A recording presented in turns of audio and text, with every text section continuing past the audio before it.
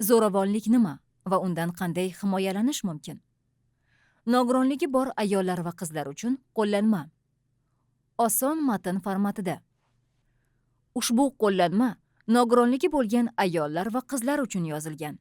Jumladan, eshitishida nogironligi bo'lgan, ko'rishida nogironligi bo'lgan, harakatlanishida nogironligi bo'lgan, tayanch harakat a'zolarida nuqsonlari bor, aqliy, mental va ko'zga ko'rinmaydigan nogironligi bo'lgan ayol-qizlar uchun. Bu qo'llanma senga o'z huquqlaringni bilish va o'zingni himoya qilishni o'rgatadi. Ushbu qo'llanma senga yordam beradi. Agar sen o'z huquqlaringni bilishni xohlasang, yaqinlaring yoki tanishlaringdan kimdir seni xafa qilayotganini sezsang, zo'ravonlik o'zi nima ekanini va uni qanday aniqlashni tushunmoqchi bo'lsang, himoya va yordam so'rab qayerga murojaat qilishni bilmoqchi bo'lsang. Zo'ravonlik bu nima? Senga kimdir zo'ravonlik qilayotganini qanday bilishing mumkin? Ko'pchilik zo'ravonlikni faqat ayollar va qizlarni urish deb o'ylaydi. Bu noto'g'ri. Zo'ravonlik bu senga og'riq, qo'rquv, uyat hissini sezdiradigan har qanday harakat. Agar yaqinlaringdan yoki tanishlaringdan kimdir seni urib biron joyingni og'ritsa, seni kamsitsa yoki ustingdan kulsa, seni qo'rqitsa, hamma qilayotgan ishingni va pulingni tekshirsa, seni o'zing xohlamagan ishlarni qilishga majbur qilsa, bu zo'ravonlik bo'ladi. Zo'ravonlik bu sening huquqlaring buzilishi. Bunda sen aybdor emassan. Ko'pincha zo'ravonlar shunday deyishadi: sen o'zing meni shunga majbur qilding. Sen nogironsan-ku, mendan boshqa kimga keraksan? Mening jahlim chiqishiga sen aybdorsan. Bu haqiqat emas. Zo'ravonlik yaxshi ish emas. Sen nogiron bo'lganing uchun, o'zingni boshqacha tutganing uchun, biron ishni qilmaganing uchun, sekin yurganing uchun aybdor emassan. Seni hech kim urishi, xafa qilishi, ustingdan kulishi, sen xohlamagan ishni qilishga majburlashi mumkin emas. Seni hech kim ota-onang, ering, farzanding, ishxonadagi rahbaring xafa qilishi mumkin emas. Seni kimdir xafa qilsa, davlat va qonun seni himoya qiladi. Qonun bu sening huquqlaringni himoya qiladigan hujjat va tashkilotlar. O'zbekistonda ayollarni tazyiq va zo'ravonlikdan himoya qilish to'g'risida qonun bor. Bu qonun hech kimning senga zarar yetkazishga haqqi yo'qligini belgilaydi. Senda nogironlik borligi, seni sog'lig'ing yomonligi, senga boshqalarning yordami kerakligi uchun kimdir seni xafa qilishi mumkin emas. Zo'ravonlik bu jinoyat. Jinoyat bu biron inson yomon ish qilgani uchun jazolanishi. Zo'ravonlikning qanday turlari bor? Zo'ravonlik har xil bo'ladi. Zo'ravonlik tanangda iz qoldirmasligi mumkin, lekin seni xafa qiladi. Qonunda zo'ravonlikning turli xili bor. Jismoniy zo'ravonlik, ruhiy zo'ravonlik, jinsiy zo'ravonlik, iqtisodiy zo'ravonlik, raqamli zo'ravonlik, ta'qib etish, tazyiq. Jismoniy zo'ravonlik seni urish yoki tanangni og'ritish. Ruhiy zo'ravonlik seni so'z bilan kamsitish, ustingdan kulish, qo'rqitish. Jinsiy zo'ravonlik seni o'zing xohlamagan ishlarni qilishga majburlash. Iqtisodiy zo'ravonlik pulingni olib qo'yish yoki undan foydalanishingga ruxsat bermaslik.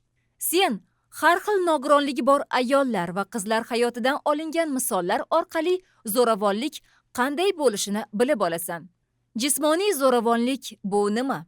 Jismoniy zo'ravonlik bu sening tanangga yoki sog'lig'ingga ozor beradigan har qanday harakatdir. Senga zarur bo'lgan tibbiy yordamni bermaslik va seni qarovsiz qoldirish ham jismoniy zo'ravonlik hisoblanadi. Agar bu sening sog'lig'ingga zarar yetkazsa, Misol uchun, jismoniy zo'ravonlik bu seni urish, itarish, tishlash, chimchilash, sochingdan tortish, seni kuch bilan ushlab turish, qo'ling, oyog'ing, tanangni bog'lash, xonaga qamab qo'yish. Bunday harakatlarning hammasi jismoniy zo'ravonlik turlariga kiradi. Senga turishing, yurishing, ovqatlanishing, kiyinishing, yuvinishing, hojatxonaga borishing, dorilaringni ichishing uchun yaqinlaring ataylab yordam bermasa, bu ham jismoniy zo'ravonlikning turi hisoblanadi. Biron inson sening nogironlik aravangni, tayoqlaringni, eshitish moslamangni, ko'zoynaklaringni, telefoningni olib qo'ysa, buzsa yoki imo-ishora tarjimoni bilan gaplashishing uchun ruxsat bermasa, bu ham jismoniy zo'ravonlik turi hisoblanadi. Misol uchun, biron tanishing seni nogironlik aravachangni olib qo'ysa, sen uydan chiqib keta olmaysan. Bu zo'ravonlik bo'ladi. Agar senga yaqining kerakli dorilaringni bermasa, bu ham zo'ravonlik. Hayotiy misol. Bir ayolning ichki a'zosi kasal. Ayolda ko'zga ko'rinmaydigan nogironlik bor. Ayol har kuni dorilarni ichishi va dam olishi shart. Ammo ayolning qarindoshlari ataylab kerakli dorilarni sotib olmaydi. Tibbiy tekshiruv javoblarini berkitadi. Shifokorga borishiga ruxsat bermaydi. Ayolning ichki a'zolari qattiq og'riganda, yaqinlari uni shifoxonaga olib borishga, tez yordam chaqirishga yordam bermaydi. Bu jismoniy zo'ravonlik. Ruhiy zo'ravonlik bu nima? Ruhiy zo'ravonlik bu seni urmasdan so'zlari yoki harakatlari bilan xafa qilish, seni qo'rqitish, o'zingni keraksiz his qildirish, o'zingni aybdor sezishingga majburlash ham ruhiy zo'ravonlikdir. Sen xohlagan narsaga ruxsat bermaslik ham ruhiy zo'ravonlik.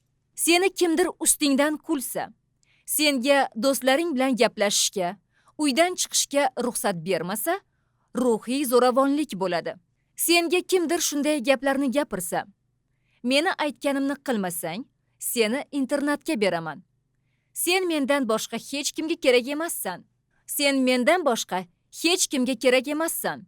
Sen kimga keraksan desa, sen o'zingni aybdor yoki befoyda sezasan. Bu ham ruhiy zo'ravonlik bo'ladi. Hayotiy misol. Nogironlik aravachasi bor ayol ko'chaga chiqishni, do'stlari bilan gaplashishni xohlaydi. Ayolning onasi unga uyidan chiqishga ruxsat bermaydi. Onasi shunday deydi: "Ko'cha sen uchun xavfli. Aravachadan yiqilishing mumkin. Boshqalar aravachangni ko'tarmaydi. Uyda o'tir. Yana nima kerak senga?" Bu ruhiy zo'ravonlik. Iqtisodiy zo'ravonlik bu nima? Biron yaqining senga pulingni ishlatishingga, ishlashingga, o'qishingga ruxsat bermasa, pulingni olib qo'ysa, bu iqtisodiy zo'ravonlik bo'ladi. Bunday zo'ravon odam seni o'ziga qaram qiladi. Ketishingni xohlamaydi. Iqtisodiy zo'ravonlik oilada, ishxonada yoki boshqa joylarda bo'lishi mumkin. Kimdir sening nogironlik nafaqang yoki pensiyangni yoki boshqa pullaringni ruxsatingsiz olib qo'ysa, ovqat, kiyim, senga kerakli narsalar, dorilar uchun pul bermasa, bu ham iqtisodiy zo'ravonlik bo'ladi. Sening pensiyang va nogironlik nafaqang bu faqat sening puling. Hech kim, ota-onang, ering, senga qaraydigan boshqa odamlar ham sening ruxsatingsiz pulingni ishlatishi mumkin emas. Hayotiy misol. Nogironligi bor qizga ota-onasi o'qish yoki ishlashga ruxsat bermaydi. Qizni uyda o'tirishga majbur qiladi. Ota-onasi qizga faqat nogironlik nafaqasi bilan yashash yetarli deydi. Qizning ota-onasi uning pensiyasini qizdan so'ramasdan ishlatadi. Qizga kerakli narsalar uchun pul berishmaydi. Bu iqtisodiy zo'ravonlik. Jinsiy zo'ravonlik bu nima? Jinsiy zo'ravonlik bu sening ruxsatingsiz intim joylaringga, tanangga tegish. Intim joylar bu sening tanangdagi ko'krak, jinsiy a'zolar. Jinsiy zo'ravonlik bu faqat seni majburlab jinsiy aloqaga kiritish emas. Kimdir senga yoqmaydigan ishlarni qilsa, tanangga tegsa, bu ham jinsiy zo'ravonlik hisoblanadi. Kimdir sening ruxsatingsiz ko'krak, jinsiy a'zolar, tanangni boshqa qismlariga tegsa, jinsiy zo'ravonlik bo'ladi. Kimdir seni qo'rqitib, urib, jinsiy aloqaga majbur qilsa, bu ham jinsiy zo'ravonlik bo'ladi. Jinsiy aloqaga rozi bo'lmasang, hayoting haqida boshqalarga aytaman yoki kiyimsiz rasmlaringni boshqalarga ko'rsataman deb qo'rqitsa, jinsiy zo'ravonlik bo'ladi. Agar sen turmush qurgan bo'lsang, ering sen xohlamagan vaqtda o'zingni yomon sezganingda jinsiy aloqaga majbur qilishi mumkin emas. Hayotiy misol. Bir erkak aqliy nogironligi bor ayol o'zini himoya qila olmasligidan foydalanadi. Ayol ruxsat bermasa ham erkak ayolning tanasiga tegadi. Erkak buni hech kim yo'q joyda berkitib qiladi. Erkak ayolni qo'rqitadi. Ayol ruxsat bermasa ham uni boshqa odam bilan jinsiy aloqa qilishga majburlaydi. Bu juda yomon jinsiy zo'ravonlik. Ayol o'zini himoya qila olmasligini bilib, erkak jinoyat qiladi. Raqamli zo'ravonlik bu nima? Raqamli zo'ravonlik bu internet, ijtimoiy tarmoqlar yoki telefon yordamida seni qo'rqitish, ranjitish, nazorat qilish yoki kuzatish. Bu zo'ravonlik ekran ortida bo'ladi, lekin baribir seni xafa qiladi. Bu raqamli zo'ravonlik. Agar internetda seni nazorat qilishsa, senga tahdid qilishsa, seni kuzatishsa, seni haqorat qilishsa, seni nazorat qilishadi. Kimdir sendan ijtimoiy tarmoqlardagi parolingni so'raydi. Xabarlaringni ruxsatsiz o'qiydi. Internetda kim bilandir gaplashishni taqiqlaydi. Senga tahdid qilishadi. Kimdir shaxsiy rasmlaringni tarqataman deydi. Sirlaringni boshqalarga aytaman deb qo'rqitadi. Seni biror ish qilishga majbur qiladi. Seni kuzatishadi. Kimdir doim qayerdaligingni tekshiradi. Manzilni ko'rsatishga majbur qiladi. Qayerdasan deb tez-tez video qo'ng'iroq talab qiladi. Seni haqorat qilishadi. Yomon xabarlar yuborishadi. Haqoratli izohlar yozishadi. Kamsituvchi rasmlar yuborishadi. Parollaring faqat seniki. Yozishmalar faqat seniki.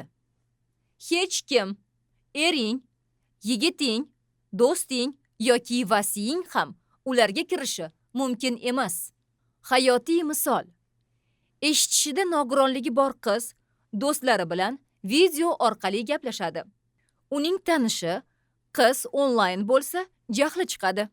U qizning telefonini tortib oladi. Do'stlarining raqamlarini o'chiradi. Barcha xabarlarini ko'ra oladigan dastur o'rnatadi. U qizga bu sening xavfsizliging uchun deydi. Lekin aslida u qizni do'stlaridan ajratadi, aybdor his qildiradi, yolg'iz qoldiradi. Bu raqamli zo'ravonlik. Sen internetda erkin bo'lishga haqlisan. Hech kim internet orqali seni qo'rqitishi yoki nazorat qilishi kerak emas. Ta'qib etish bu nima? Kimdir seni ortingdan sen xohlamasang ham yursa, seni bezovta qilsa, senga SMS xabarlar yozsa, bu ta'qib etish bo'ladi. Kimdir seni ortingdan kuzatsa, sen unga kamida 2 marta "Bas qil, menga yozma, ket" deb aytgan bo'lsang, lekin u aytganingni qilmasa, bu jinoyat hisoblanadi. Bir odam uying yonida, ishxonangda, o'qishingda seni kutib tursa, orqangdan yursa, bu ta'qib etish bo'ladi.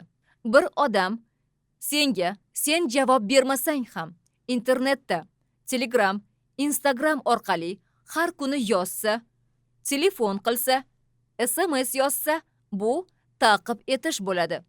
Sen ket desang ham bir odam oldinga kelaversa, sen bilan gaplashmoqchi bo'lsa, sen undan qo'rqsang, senga nima qilishi mumkinligini bilmasang, bu ta'qib etish bo'ladi.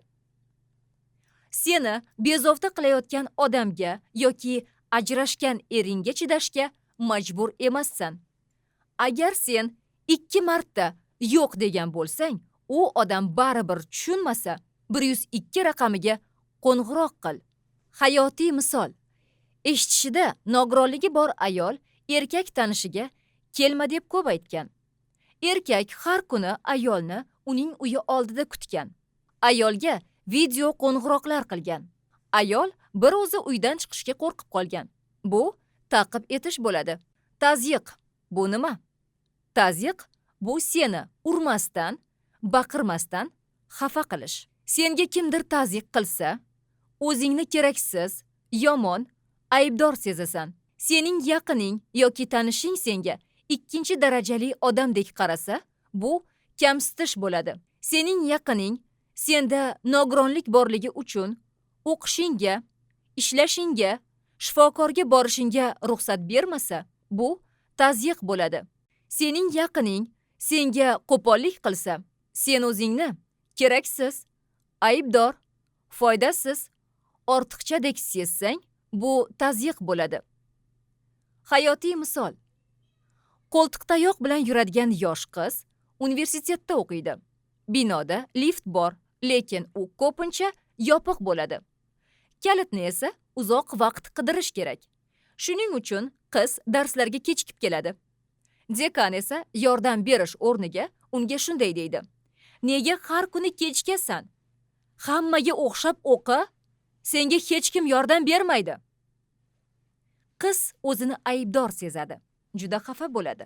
U yig'laydi va o'qishdan ketmoqchi bo'ladi. Dekan uni urmagan, lekin qattiq xafa qilgan. Bu tazyiq bo'ladi. Universitet bu sen maktabni tugatganingdan keyin biron ishni o'rganishni xohlasang, o'qishing kerak bo'lgan joy. Dekan bu universitetda ishlaydigan odam. Seni kimdir ursa, qo'rqitsa, pulingni olib qo'ysa, jazolanadi. Bu zo'ravonlik bo'ladi. Kimdir senga o'qishingda, ishlashingda, yashashingda xalaqit bersa, seni xafa qilsa, bu tazyiq bo'ladi. Biron tanishing seni kamsitsa, qamoqqa olinmasligi mumkin. Qamoq bu odamlar qilgan yomon ishi uchun jazo oladigan joy. Davlat seni kamsitgan odamdan himoya qilish uchun senga himoya orderi beradi. Zo'ravonlik va tazyiqdan qanday himoyalanishing mumkin? Himoya orderi. Bu nima? Himoya orderi bu davlat senga beradigan, seni himoya qiladigan hujjat. Himoya orderi senda bo'lsa, zo'ravon senga qo'ng'iroq qilmaydi, SMS xabar yozmaydi, seni kuzatib yurmaydi. Himoya orderi senga tekinga 24 soat ichida beriladi. Himoya orderi 30 kun amal qiladi. Agar senga kerak bo'lsa, orderni 1 yilgacha uzaytirish mumkin. Himoya orderini qanday olish mumkin? Birinchi usul. Agar sen uyda bo'lsang, yordam chaqirish. Agar sen xavfli vaziyatda bo'lsang yoki uydan chiqa olmasang, tezkor yordam raqamlariga qo'ng'iroq qil. 102 militsiya, 112 barcha tezkor xizmatlarning yagona bepul raqami. 1146 yoki 1140 Inson ijtimoiy xizmatlar markazi raqamlari. 1259 zo'ravonlikdan jabr ko'rganlar uchun yordam so'rash ishonch raqami. Telefon qilganingda shunday deb ayt: "Meni urishyapti. Meni kuzatishyapti. Menga himoya orderi kerak." Sening oldinga militsiya xodimi keladi. U himoya orderini uyingda yoki militsiya bo'limida senga berishi shart. Ikkinchi usul. Internet orqali. Sen uydan chiqmasdan, telefon qilmasdan davlat xizmatlari internet sahifasi my.gov.uz orqali himoya orderini olishing mumkin.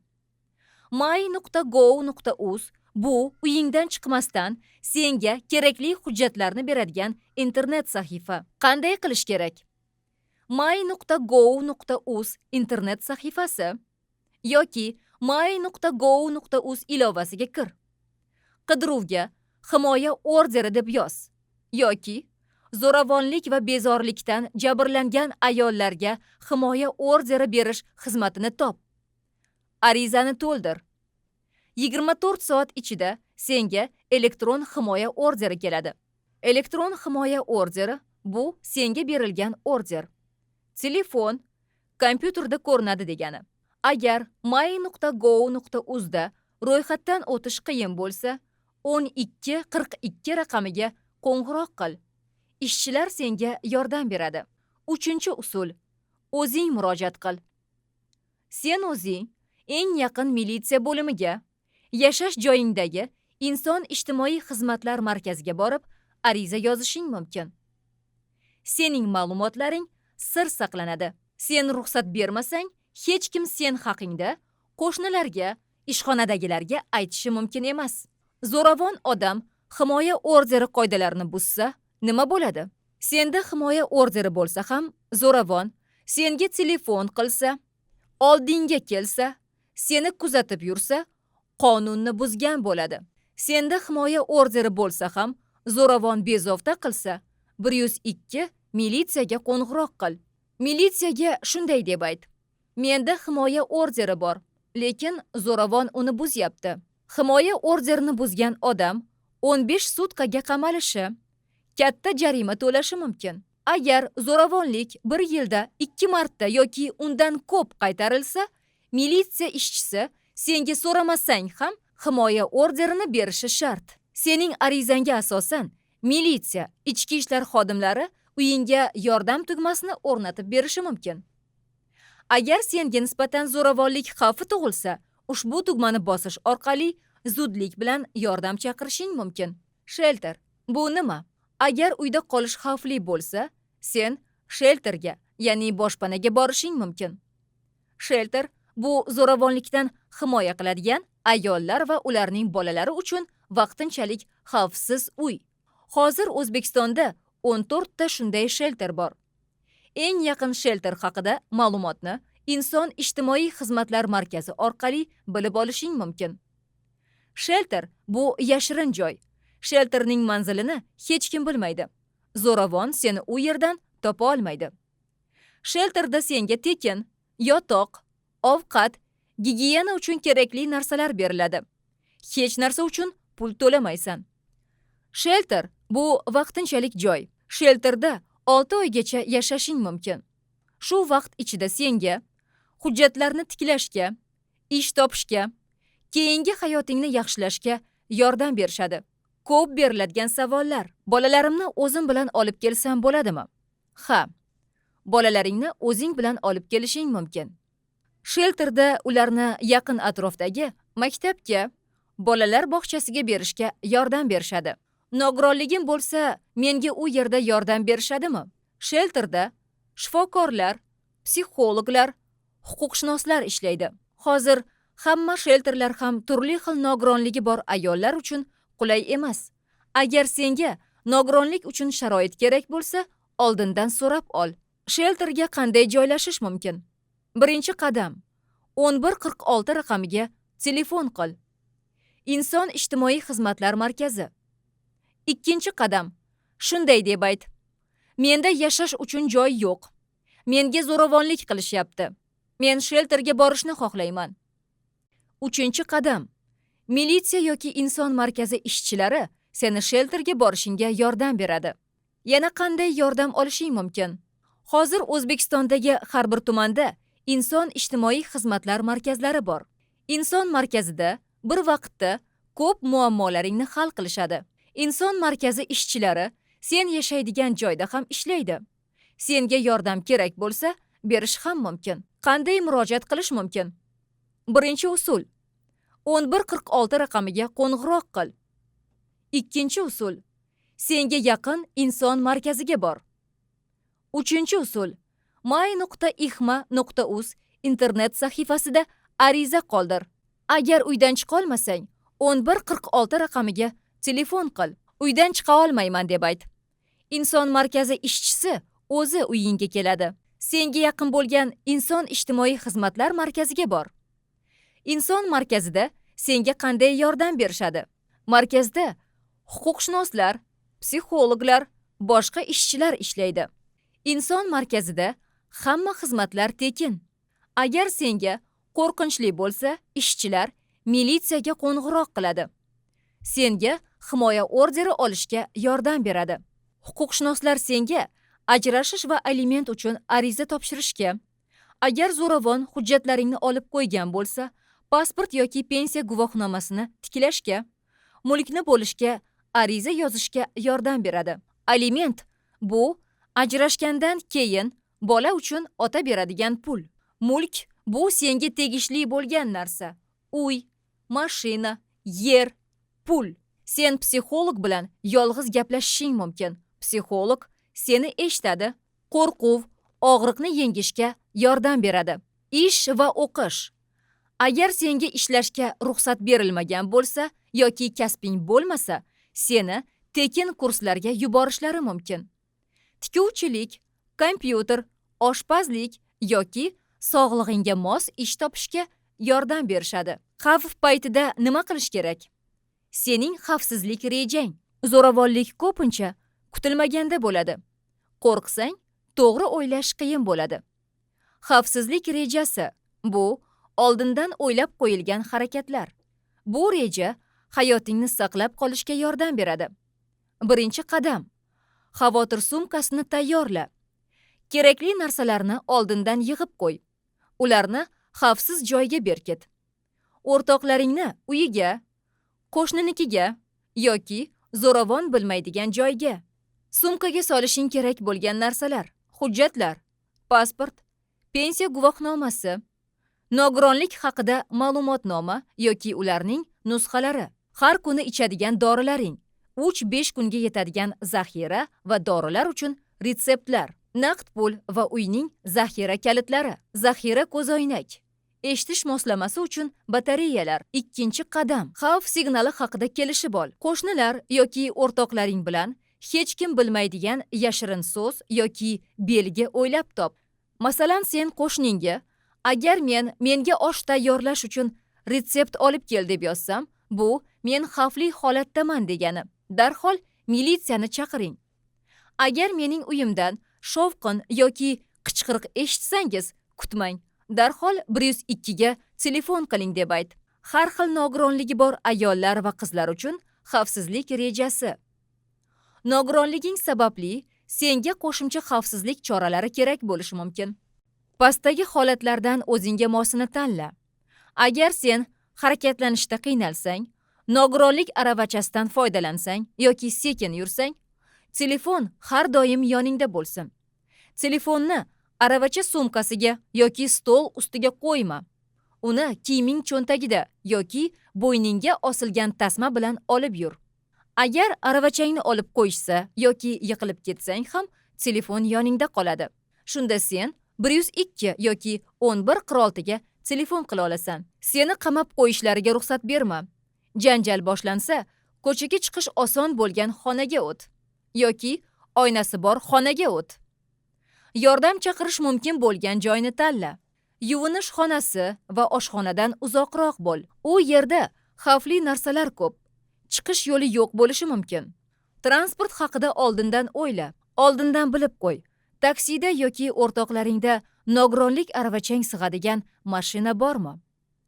Agar senda ko'rish bo'yicha nogironlik bo'lsa, telefoningga tez terish tugmasini qo'y. Masalan, birinchi raqam militsiya, ikkinchi raqam yaqin odaming. Tugmalarni qo'l bilan tez topishni o'rgan. Chiqish yo'lini oldindan o'rgan. Uy ichidan eshikkacha qo'l bilan topib, tez chiqishni mashq qil. Eshikka boradigan yo'lda ortiqcha mebel bo'lmasin. Yiqilishga sabab bo'ladigan narsalar turmasin. Kuchli ovozli signal. Yoningda har doim hushtak yoki sirena, brilok bo'lsin. Agar chiqish yo'lini topa olmasang yoki telefonni topa olmasang, kuchli ovoz chiqar. Kuchli ovoz qo'shnilar e'tiborini tortadi, zo'ravonni qo'rqitadi.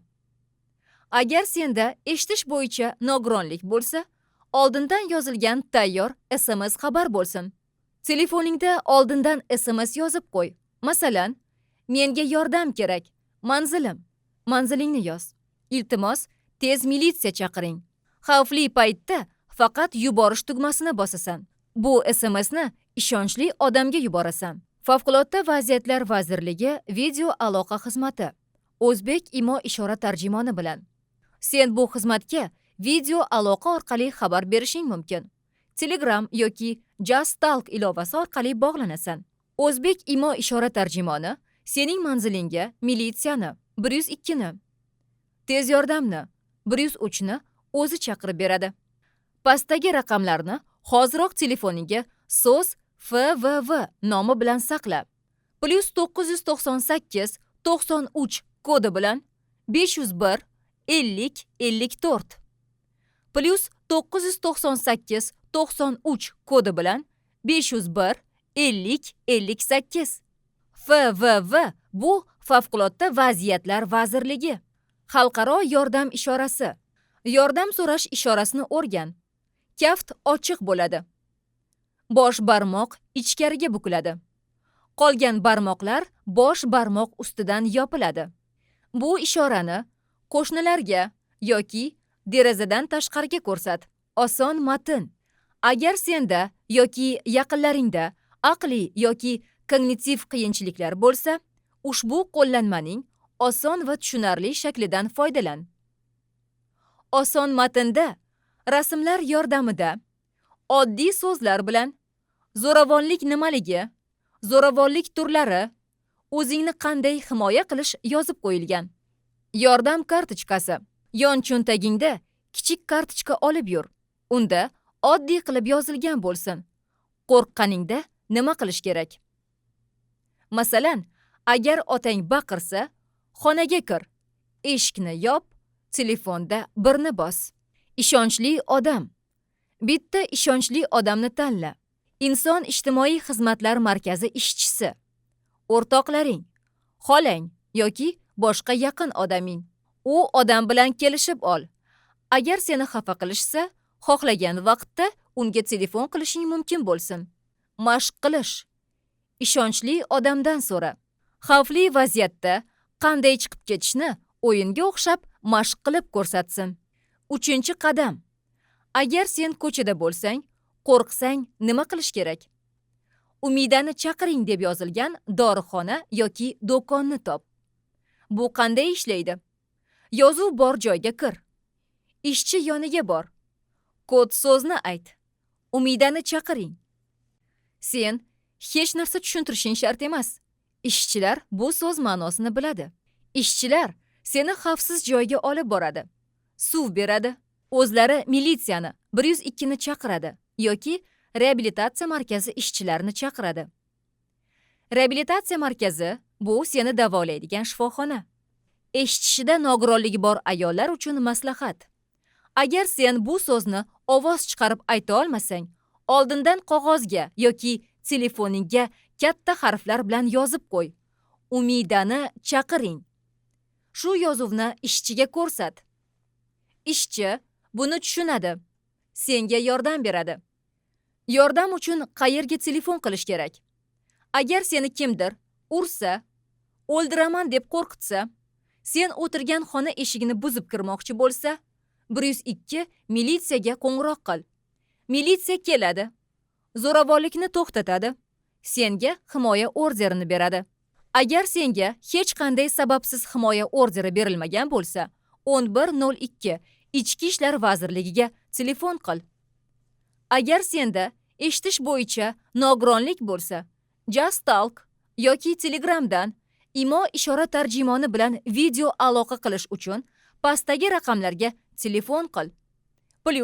+998 93 kodi bilan 501 50 54. +998 93 kodi bilan 501 50 58. Uydan ketish yoki maslahat olish uchun qo'llab-quvvatlash va himoya. Himoya olish uchun advokat, psixolog, shoshilinch xavfsiz joy. Advokat bu seni huquqlaringni himoya qiladigan odam. Psixolog bu seni eshitadigan, tushunadigan, ruhiy yordam beradigan odam. Agar senga kimdir zo'ravonlik qilayotgan bo'lsa, gaplashmoqchi bo'lsang, maslahat olmoqchi bo'lsang yoki nima qilishni bilmoqchi bo'lsang, 1259 Ichki ishlar vazirligiga qo'ng'iroq qil. Agar senga ijtimoiy yordam, dorilar, parvarish kerak bo'lsa, 1140 Inson ijtimoiy xizmatlar markaziga telefon qil. Agar sen shelterga bormoqchi bo'lsang, nogironligi bor ayollar uchun qulaylik bor yo'qligini bilmoqchi bo'lsang, +998 71 kodi bilan 207 40 77 shu raqamga telefon qil. Senga yana kimlar yordam bera oladi? Davlat xizmatlaridan tashqari, jamiyat tashkilotlari ham senga tekin, sen haqingdagi ma'lumotlarni hech kimga aytmasdan yordam beradi. Toshkent shahar Sharoit plus nogironlar jamoat birlashmasi. Agar nogironliging uchun huquqlaring buzilsa, huquqiy maslahat kerak bo'lsa, ishga joylashishga yordam kerak bo'lsa, telefon qil yoki borib gaplash. Telefon +998 99 kodi bilan 817 24 64. Bepul huquqiy maslahat va yordam uchun telefon +998 90 kodi bilan 358 50 60 yoki Telegram bot orqali savollaringni yoz. Huquq plus pastki chiziqcha bot. Ish vaqti dushanbadan jumagacha soat 9 dan 18 ga qadar. Manzil Toshkent shahri Yunusobod. Manzil Toshkent shahri Yunusobod tumani Xiyobon ko'chasi 22. O'zbekiston nogironlar assotsiatsiyasi. Nogironligi bo'lgan odamlar huquqlarini himoya qiladi. Agar senga yordam berishmasa, kamsitish bo'lsa, shu yerga qo'ng'iroq qil. Telefon +998 55 kodi bilan 515 19 91 +998 55 kodi bilan 511 19 91.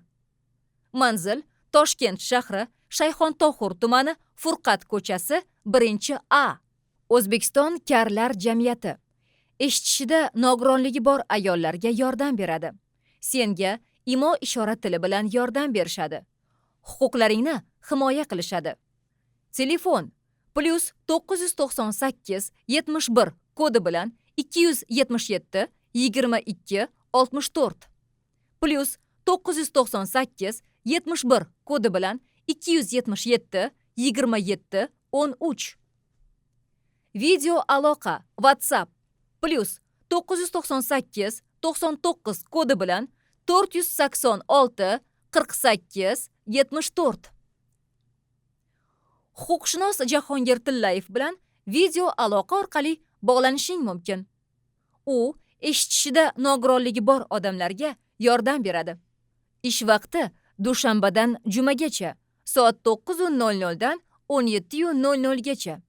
Manzil Chilonzor tumani Chilonzor ko'chasi 15-uy. O'zbekiston ko'zi ojizlar jamiyati ko'rishi bo'yicha nogironligi bor ayollarga yordam beradi. Bu yerda senga hujjatlarni o'qib berishadi, huquqlaringni himoya qilishadi va tuzalishga yordam berishadi. Telefon +998 71 kodi bilan 255 65 59. Manzil Yakkasaroy tumani Bobur ko'chasi 22-uy. O'zbekiston nogironlar jamiyati harakatlanishda nogironligi bor ayollarga yordam beradi. Bu yerda huquqiy yordam va reabilitatsiya xizmatlarini olishingiz mumkin. Telefon +998 71 kodi bilan 234 97 10 +998 71 kodi bilan 234 97 11. Manzil Yunusobod tumani Xiyobontepa ko'chasi. Inqiroz markazlari, shelterlar va zo'ravonlikdan himoya. Shelter qiyin vaziyatga tushgan ayollarga yordam beradi. Shelterda sen vaqtincha xavfsiz boshpana olishing mumkin. Psixologdan yordam olishing mumkin. Huquqiy yordam olishing mumkin.